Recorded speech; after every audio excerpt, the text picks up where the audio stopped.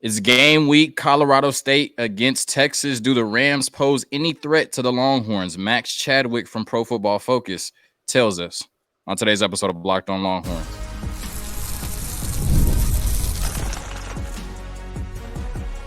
You are Locked on Longhorns, your daily podcast on the Texas Longhorns. Part of the Locked on Podcast Network, your team every day. Locked on Longhorns, the show. Jonathan Davis and Lacey Butler, your hosts. Today's episode of Locked on Longhorns brought to you by 5 Hour Energy. 5 Hour Energy fixes tired fast with zero sugar and a convenient portable size. It's the perfect pick-me-up for getting stuff done. Go to 5hourenergy.com and use promo code LOCKEDONCFB to receive 20% off your order. This offer is only valid until September 30th on one order and cannot be used with other promotions. Go to 5hourenergy.com today. Today's episode also brought to you by Pro Football Focus. Once again, Max Chadwick joining us. There's a lot going on at Pro Football Focus right now. It's fantasy draft season, so we have all of our expert rankings to get you ready for your draft. Sync your league and use our mock draft simulator.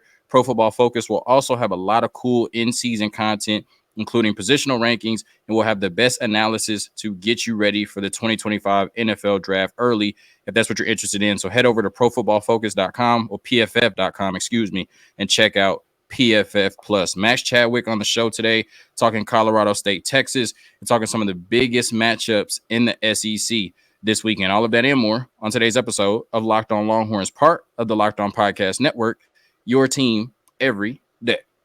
Now, I know this is Locked on Longhorns, and, I know we got to talk about Colorado State and Texas, and we got to talk about some of the big SEC matchups, but Max, you really don't need to establish credibility, right? Like, anybody who loves Pro Football Focus, anybody who loves college football knows who you are. But I always, I'm a big fan of, beating my chest, pumping it out a little bit, right? And you had some amazing takes about Florida State before they went out there and did what they did in Ireland, right? So when asked on Twitter, right, what top 10 team was most likely to end the season unranked, you said Florida State, and I don't think it's close.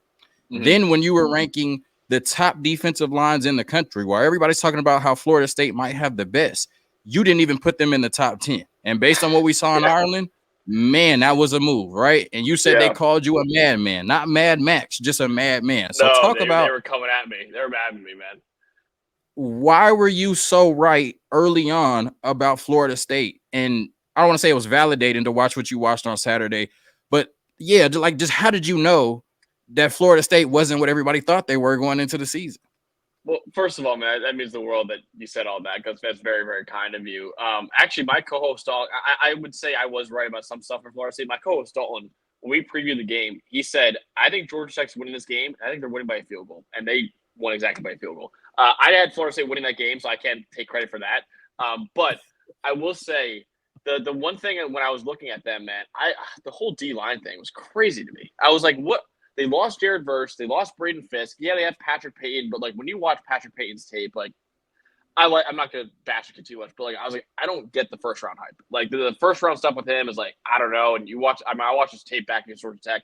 He was invisible out there. He didn't do anything out there. I liked some of the pieces they had in that D-line, but I was like, everyone's saying this is the best D-line in the country. It's like, dude, do you know what's in Ann Arbor? Do you know what's in Columbus? Do you know what's down in Miami? Like, it's kind of weird that people are making that up. And it feels weird. I hate being right about teams when they're in a negative way, because I just obviously I don't want any players to go out there and stink or anything like that. But it's weird because last year Dalton and I were like championing Florida State. Florida State fans loved us because we were like, they should not be left out of the playoff. No matter if I'm playing quarterback for them, they should still be in the playoff. Like, we were championing them, and now all of a sudden, like, the very next year, they hate us now. It's like so it's weird how it flips in college football. But yeah, you just look at the talent loss they had, man. They didn't really bring in too many superstar transfers like a Keon Coleman or anything like that either. And you just look at them even more, and it was like that number 10 ranking to me always felt like, okay, that's kind of giving them credit for last year. It's not really projecting this year's team. And we had a number 16 in our ranking. So still a top 20 team. But I looked at that roster and I was like, this is not a top 10 team in the country. And it proved on Saturday. Certainly. Like I said, one of the best in the business. And I know you didn't call the game right, but you definitely called Florida State right prior to it. Now, moving on to the Longhorns and their matchup, Texas, number 4 team in the country. Obviously, a lot of people excited to see them play on Saturday. And Colorado State and Jay Norvell come to town.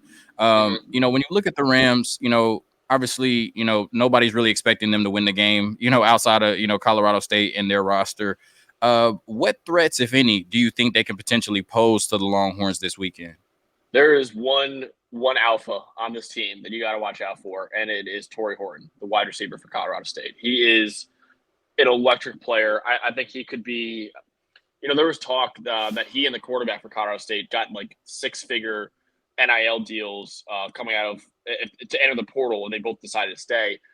Horton, the quarterback, I think should have taken it, honestly, because I don't know if he's going to be playing in the NFL. Horton, it makes sense. Is like, dude, he's going to be a second-round pick in the NFL draft. Like, he doesn't need, like, yeah, it would be nice to get the money now, but, like, he will be fine. Like, he's probably might be a top 50 pick. And really with him, it's just, man, he's 6'2", 190 pounds.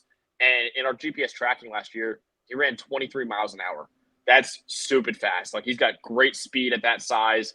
And over the last 2 years, I believe, he has the 4th most receiving yards in the country, and the only 3 above him were Marvin Harrison Jr., Malik Neighbors, and Rome Odunze. Those were all top 10 picks in the NFL draft. Now, obviously, he's going up against easier competition than they did, but I think Torrey Horton is the alpha of this team. And if there is a question mark, now I love Texas secondary. I think I'm way higher on them than a lot of other people are. I love Malik Muhammad, for example. I think he's a stud. But I do think that, like, Texas, if there's any issue with this team, you could say it's a little bit of the pass defense and the guys they lost, obviously. So I think a guy like Torrey Horton, like, just don't – he's really the one guy on Colorado State where, like, don't let him beat you, because he is a future NFL receiver, future maybe NFL starting receiver. Just don't let him beat you, and you should be fine with Colorado State, honestly. For sure. And as an objective analyst, right, you know, somebody that's looking at Texas and kind of, you know, projecting them throughout the season, especially with a big game, you know, against Michigan next week, what are you looking to see from the Texas Longhorns? I know it's not going to be a ton you can take from this game because of the, you know, difference in competition, but what are you looking to see from the Texas Longhorns on Saturday against Colorado State? Yeah, well, first of all, I haven't talked to you about this yet. We just found out a couple of days ago that we're going to Texas, Michigan. We got credentialed for it, so I don't know if you're going to be there or not. It'd be cool to catch up. But excited for that game. That game's, oh my god, it's one of the biggest games of the year. I'm excited for that. But this game, I'm looking forward to seeing. Kind of the big thing for me, at least, is just seeing these new weapons out there, right? Isaiah Bond, Amari Niblack, what the chemistry is like with Quinn Ewers in game 1. That's something I'm really excited about. This run game, obviously, I mean, it seems like every running back is dropping like a fly. Unfortunately for Texas right now. So seeing the new look run game and all that, and again, it's like an easy opponent in Colorado State. So you should be able to get these explosive plays on them. So I'm excited to see that and just what it looks like out there. And then if you are beating them by a lot, another thing I'm sure I'm looking forward to, you're looking forward to, everyone in America is looking forward to, let's get 16 out there. Let's get Arch Manning out there. Let's get him some reps out there too. So I'm not hoping it's going to be a blowout, but I'm hoping that we get to the point where at least Arch Manning gets to go out there and show his stuff a little bit. Yeah, on our SEC preview show, I made a couple bold, not so bold predictions. I said Texas won't go to double overtime with Colorado State like Colorado did last year. And I think Arch Manning scores his first touchdown on Saturday. Hopefully, you know, we get ahead of him, you know, soon enough for that to be a possibility. So a quick word from our sponsors. And I haven't got a chance to talk to you about, you know, that running back rotation or, you know, some other positions on the team. And, you know, how do you think they'll project, you know, over the course of the season? And then, of course, we get into some of the big SEC matchups this weekend. But a quick word from our sponsors before we do that.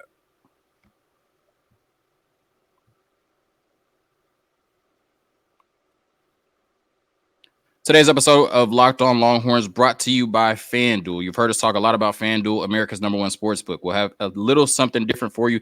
Now through September 22nd, all FanDuel customers can bet $5 and get a 3-week free trial of NFL Sunday Ticket from YouTube and YouTube TV. Then with the YouTube TV base plan, you'll be able to watch every regular season Sunday afternoon out-of-market game. All you need is a Google account and a current form of payment, and you can cancel anytime. Just visit FanDuel.com/lockedon to download America's #1 sportsbook.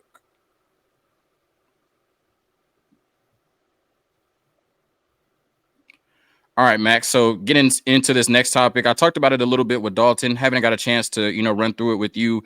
But since the last time we've spoken, you know, Texas has lost 2 running backs to season-ending injuries, right? Cedric Baxter, projected to be one of the best running backs in the country on the Doak Walker Award watch list. He goes down with, you know, a couple torn ligaments in his knee. And then true freshman Christian Clark tears his Achilles. So he's going to be out for his true freshman season as well. And so when you look at this running back rotation, I think both of us probably expect that they'll be fine running the ball on Saturday. But over the course of the season, how do you think now that running back rotation and those two injuries affect your outlook on Texas as a whole? Yeah, isn't it the stat that they only have 3 healthy scholarship running backs, right? Is that the total as of right now? Yeah, Like they I know. brought in a grad transfer. Okay. I'm his name is a blank right now, but they did bring in the grad transfer. But yeah, Okay. they had 3 Yeah, at the time of the 2 injuries. dude, it's crazy, man. It sucks because Baxter was a guy that I thought was gonna be a breakout star in college football. Like obviously, he's the number 1 running back coming out of high school. Looked good when Brooks went down last year. It just sucks. I feel for the kid so much because he really was in line for a big year, and I'm excited for 2025 in his junior year because I think he's gonna come out of there and maybe be the number 1 running back in the draft in 2026. Right? I think there's that kind of potential with him, but just sucks that happened to him. I like Jaden Blue. I love Jaden Blue as a complimentary back, and now he's going to be like the full-time guy. And I think it'll still be kind of a rotation. I think Jarek Gibson's a guy that coming out of high school is a very highly rated recruit as well. So I think there are guys to still like in this room. I don't think it's like barren by any means, but man, the loss of Baxter and Clark, I mean, it's brutal, man. And as Baxter especially, like that was a guy that I really, if you ask me like, hey, name 5 running backs that are going to be breakout stars this year, CJ Baxter might be at the top of that list, honestly. So I was that one was one that really hurt to see, but I still think there is enough talent in this room to get by, though. Yeah, for sure. Just going a little bit off the top of the dome here, just because you're so smart, I know you can handle it. Isaiah Bond coming over from Alabama. What are your thoughts on him taking that next step in terms of being one of the best wide receivers in the country? We saw some really big plays last year, but only had like 668 yards on the season. So do you think he could take that next step in terms of being a Biletnikoff candidate or a guy that can get you 1,200, 1,300 yards and maybe close to 100 catches? Yeah, I think he's going to be a breakout star at wide receiver. I think he's one of the fastest players in the country. It just makes sense as like the next speedster, right? I mean, Xavier Worthy's gone now, but you get another speedster in there and Isaiah Bond. And I loved him at Alabama. I thought he was an excellent deep threat. And obviously, Jalen Moreau likes to throw the deep ball more than anyone else in the country. But Quinn Ewers also loves to throw that deep ball, right? So I think those moon balls with Quinn Ewers that we saw plenty of in that Alabama game, ironically, I think Isaiah Bond is going to be a big beneficiary of that. And I think he is going to be the number 1 receiver on this team. And I would not be surprised if at the end of the year, because right now, when you talk about the receiver class for the draft, it's Burden, McMillan, and everyone else.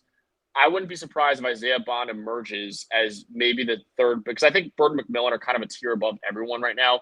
I wouldn't be surprised if Isaiah Bond at the end of the year is the number 3 receiver in the draft. And then if that happens, he's going to be a first-round pick. You don't just see 2 receivers go in the first round. So I would not be surprised if Isaiah Bond ends up being a first-round pick. I want to see him be more than just a deep threat, which I think he has a capability of doing because I think his agility is pretty good as a route runner.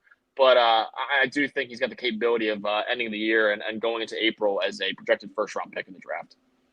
Yeah, there's been some drop issues at times. I'm assuming that doesn't concern you too much. No, there's been issues, but like the one, like it would be concerning if he was like a short and intermediate guy and he had drop issues. It's harder, obviously, when you go deep every play and you're dropping the ball. It's harder. It's harder then to catch the ball, obviously, right? Because the deeper you go, the more likely it is you're going to have an inaccurate pass. He's not a guy that's going to go up and get it like a Tetero McMillan or anything like that, but he is a speedster, and I think that kind of speed is going to be really coveted in the NFL. And we saw Xavier Worthy go in the first round, right? So I think that Isaiah Bond has the capability of absolutely being a first-round pick, and I've seen mock drafts even already saying he is a first-round pick, and I have nothing against that, right? I still think he's got to prove it out there, but, I mean, people are already high on this kid, and I don't blame him at all, honestly. Yeah, when you look at, Texas last year, number 3 run defense in the country, and the biggest reason, that they were 12-2 last year is Tavondre Sweat and Byron Murphy. What they were able to do to opposing offenses, you lose both of them, and now you're in the SEC where trench play is of the utmost importance, right? And now since you're the D-line expert and you predicted that Florida State wasn't as good as everybody else thought they were, do you think Texas defensive line is good enough for them to reach their ceiling this year of possibly being a conference and national champion? I do. I actually put Texas in the top 10 of that ranking, and that was actually one that people were like, are you serious? And I was like, yeah, I think they still have some guys there. Really, I really do. Some guys I like. Alfred Collins, talking about breakout stars, I think Alfred Collins is in for a big year. He was a guy that last year when he played, which was rare because you have those 2 superstars ahead of him, But when he was out there, like, dude, who is this guy? Like, this guy's making plays just as much as, Murphy and Sweat are. So I think Alfred Collins is a full-time starter now. He's going to have a huge, huge year. So I'm excited to see him out there. I like Barron Sorrell. Trey Moore, big transfer coming in from UTSA. He's a good player. Ethan Burke, I think, is a good player as well. Bill Norton, probably going to be playing a good amount of D tackle as well. But, yeah, I think the big star for me, I think, this year, I know they just lost quite literally the two highest graded defensive tackles in the country. But I think they have another stud coming up in the D tackle room in Alfred Collins. And I think he's going to have a massive year and could be a second round pick in the NFL draft, honestly. Yeah, Texas fans know how, special Alfred Collins can be when he's on. The only question is that consistency, but, contract year, it usually brings out the best in players for sure. When you look at the SEC, everybody's screaming Georgia, right? Georgia. Even though they have the tough road games, Alabama, Ole Miss, and Texas, everybody still thinks Georgia's kind of just going to run through their schedule, right? But then you look at it, there's 4 SEC teams in the top 6, right? You got Texas at number 4, Alabama at number 5, Ole Miss at number 6. I know you got real football to watch now, so there's less projections and more reactions, right? But who do you think out of that group, Texas, Alabama, and Ole Miss, will end up being the biggest threat to Georgia at the end of the season? Yeah, I don't know if your fans will love this one, but I love the Rebels this year, man. I think the Rebels from Ole Miss are the next best team. I actually have them as my 4th best team in the country after Georgia, Ohio State, and Oregon. So I think Ole Miss offensively is loaded. It might be, I'm going to argue it's the 2nd best offense in the country outside of Oregon. Honestly, like they have a Heisman candidate quarterback in Jackson Dart. Still a great ground game. I know Quinshon Judkins is gone, but they still have some really good running backs there. They brought in a lot of really good running backs from the portal as well. The receiving core is like a 2nd best in the country, in my opinion. The O-line's a question mark. The O-line isn't great, but I still think they'll be just fine with all those other guys around them. And then the big problem with Ole Miss recently has been defense, but they loaded up in the portal, right? They got Princely Amon-Mielin, who a lot of people think could be a first-round pick, the edge defender from Florida. They got Walter Nolan, another guy who a lot of people think could be a first-round pick, the D tackle from A&M. They added guys at linebacker, at corner, and safety that I like as well. They really, really emphasized defense this year, and they're coming off a program record 11 wins last year and brought back almost all of the key players from that team and then brought in all these transfers. Like I made the comparison. It's like 2 years ago when Florida State had a really good breakout year, and then going into that offseason, I was saying, I think Florida State's like a top 5 team in the country. Like they got all the guys coming back, and they brought in Keon Coleman. They brought in all these other guys too, Braden Fisk and all these other guys, and they ended up being that. I think Ole Miss is like that too, where it's like, okay, they had a great year. They brought everyone back, and they brought in some really good transfers. So they to me, feel a lot like 2023 Florida State, and I think they're going to be a top 5 team in the country. Yeah, they fans may be mad right now, but they won't be mad when you end up being wrong about that. And Texas is better at the end of the season. A quick word from our sponsors, and then we get into some big marquee matchups in the SEC, not included Texas, but we got Georgia, Clemson, Texas A&M, Notre Dame, LSU, USC, and Florida, Miami. Max will talk about those games after the break. All right, today's episode of Locked On Longhorns brought to you by Factor. Fuel up with Factor's no prep, no mess meals. Meet your wellness goals thanks to the menu of chef-crafted meals with options like Calorie Smart, Protein Plus, and Keto. Factor's fresh, never frozen meals are dietitian approved and ready to eat in just 2 minutes. So no matter how busy you are, you'll always have time to enjoy nutritious, great tasting meals.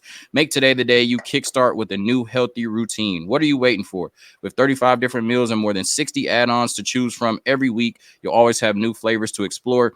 Crush your wellness goals this fall with dietitian approved meals and ingredients that you could trust. Make your day delicious from breakfast to dessert. Stay fueled with easy, nutritious options. Just head to factormeals.com/LockedOnCollege50 and use code LockedOnCollege50 to get 50% off your first box plus 20% off your next month. That's code LockedOnCollege50 at factormeals.com/LockedOnCollege50 to get 50% off your first box plus 20% off your next month while your subscription is active. Today's episode of Locked On Longhorns also brought to you by 5 Hour Energy. Before your workout, you want to get in shape but having trouble staying motivated?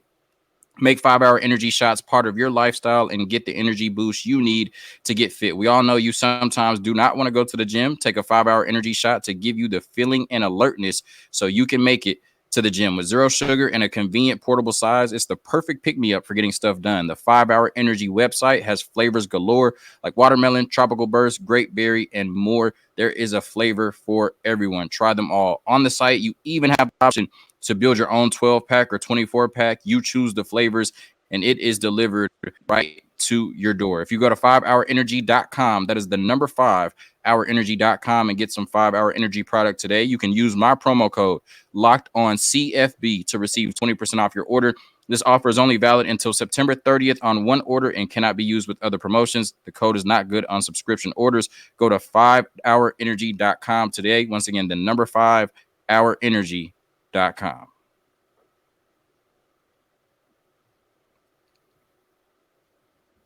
All right, Max. Like I said, some marquee matchups in the SEC this weekend.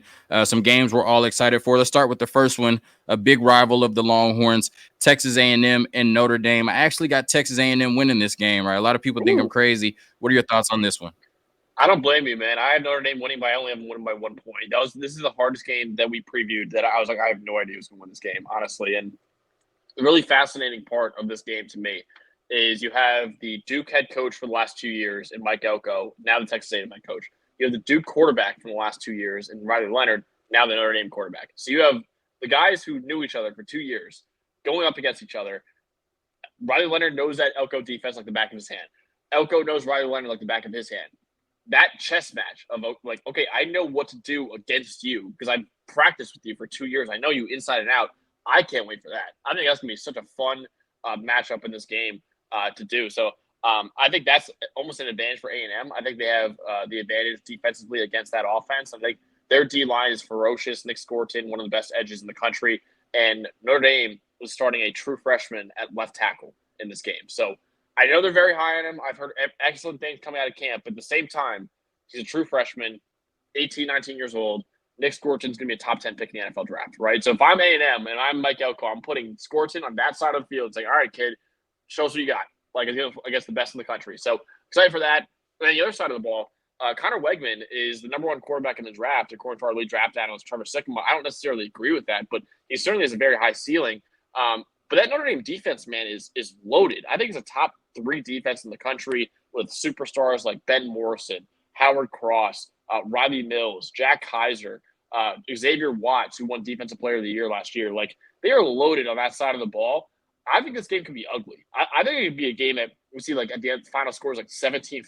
Like, I think it could really be that kind of game where both defenses really show out. But I think Notre Dame will win because I think I like their defense more than A&M, and I think their offense can make enough plays. But I'm going back and forth on. I think it's a really close game, and that's a fascinating game. I can't wait to watch. Yeah, for sure. Next one, Miami and Florida. A lot of people think this is the year that Miami, finally puts it together. A lot of people have Miami as the ACC champion this year. And you look at Florida, people are down on Florida, but I still think this is going to be a kind of potent offense. And, Florida in the swamp, I believe they've won 33 straight games. So I don't even know if that would be an upset if Florida won. What's your take on this game?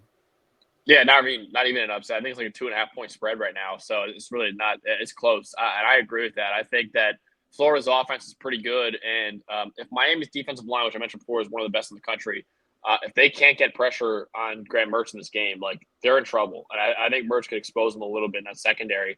But on the other side of the ball, Florida's defense last year was horrible, and they lost their best edge rusher. I mentioned him before, Princely Amonbielon, who transferred to Ole Miss. They lost 2 of their top corners as well, and they were already horrible last year, right? So I think that Cam Ward and Miami has a chance in this game. As long as Cam Ward can stay away from the mind-numbing mistakes that seem to plague his tape, I think that he can lead the Hurricanes to a victory in this game. But at the same time, like, Florida's secondary also had mind-numbing mistakes last year, right? So I'm excited to watch this game. I think it's going to be a roller coaster of a game. I think Miami will win. I'm also one of those people that thinks Miami is going to win the ACC this year, and I think we'll get it done against Florida in this game. Yeah, battle of 2 teams that probably can't stop a nosebleed, right? LSU and USC. How do you see this one playing out? Yeah, this is it's almost identical teams, man, where it's like one side has to replace a Heisman Trophy winning quarterback. The other side has to replace a Heisman Trophy winning quarterback, who both were the top 2 overall picks in the draft. And then the defense is what held them back last year. And I think USC's defense improved more than LSU's did. Both have new D coordinators I really like. D'Anton Lynn, especially at USC, is a tremendous – it might be the best hire of the offseason, in my opinion. So I'm excited for – see what USC's defense can do. I'm excited to see what Miller Moss and Garrett Nussmeier can do. I think this game could really be ending up in the 30s or 40s, honestly, for both teams. I got USC in this one. I think USC, I like Lincoln Riley and the Miller Moss connection a lot. I think last year, how I would describe the USC offense, it was the Caleb Williams show. It was like, he's going to make magic for us, and we'll win off that. Now it's the Lincoln Riley show. Now it's like, hey, this guy, your quarterback, Miller Moss, is going to run the play the way it's designed. He's not going to go out of structure. He's not going to make a magical play. So I think Lincoln Riley is going to remind a lot of people why he's one of the best play callers in the sport. And I think USC will pull it off against LSU. I know they're not favored right now, but I just trust that USC defense a little bit more than LSU, which sounds crazy. But I think the transfer portal additions they made, I'm a huge fan of. I love D'Anton Lynn as a new D coordinator. So I think USC is going to pull it off in this game. But that's another one which, like, I have no idea. Like, they have so much newness on both sides that that's going to be another one. It's going to be fascinating to watch that game on Sunday night. Yeah, and then the last one, you got Georgia, the number one team in the country, against Clemson. A lot of people, are really high on Clemson this year and think they can bounce back from their season last year. And the last time we saw Georgia in Atlanta, their national championship hopes were crushed when they lost to Alabama by 3 points. We know nobody motivates their team better than, Kirby Smart. And they're going to come into the season, even after beating Florida State by 60, with a chip on their shoulder. How do you see this game playing out? Two coaches in the college football right now with multiple championships, Dabo Swinney and Kirby Smart. So Georgia, Clemson, like I said, how do you see it playing out? Yeah, actually, the only two coaches with multiple national titles. I actually looked it up a couple of days ago. Mac Brown is the only other active coach with a national title to his name, and obviously winning it at Texas all the way back in 2005, right? So it's kind of wild that we only have three coaches active that are, that have won a national title before. But Clemson's the reason why I'm not high on Clemson, the reason why I'm not picking them to beat Miami in the ACC is because their offense. I got to see it, man. I mean, Kate Klubnik last year was a massive disappointment. I don't think they didn't improve. I mean, they don't get transfers. Like that's just the thing. So they don't bring in anyone. So it's just like, hey, last year's players plus any freshmen or anything like that, just gotta hope they get better. I got to see it until I believe it, right? So and again, I guess the Georgia defense too is like, man, it's tough. That's a tough first game. Carson Beck's the best quarterback in the country. I think Clemson's defense is a top 10 defense in the country, but I got to see it before I think Clemson's really a top contender in the ACC. Well, they are a top contender in the ACC, but not my favorite in the ACC. I got to see it with that offense first. So I think Georgia will win probably pretty easily, but I would not be surprised if it was close at halftime with both defenses playing really well. And then I think in the second half, Carson Beck and those Georgia weapons will turn on a little bit and end up pulling away. But yeah, I think Georgia. I'd be pretty surprised if Clemson wins this game over Georgia. Yeah, for sure. Great stuff as always, Max. Let them know where they can find you on the Pro Football Focus College Football Show. Yeah, absolutely. So this college football show we've been doing, me and Dolan together, has been phenomenal so far. I couldn't be happier with how it's come out. And yeah, we're just starting a new season right now. We're doing live shows every Tuesday night, previewing the 5 biggest games. And every Sunday morning, we'll actually do a recap with all the PFF grades from the day before and all that. So I'm excited about that. So, yeah, check it out. The PFF College Football Show is on YouTube and anywhere you get your podcast, too. Yeah, for sure. Locked on Longhorns, Pro Football Focus, another great collab. Hook 'em. Peace.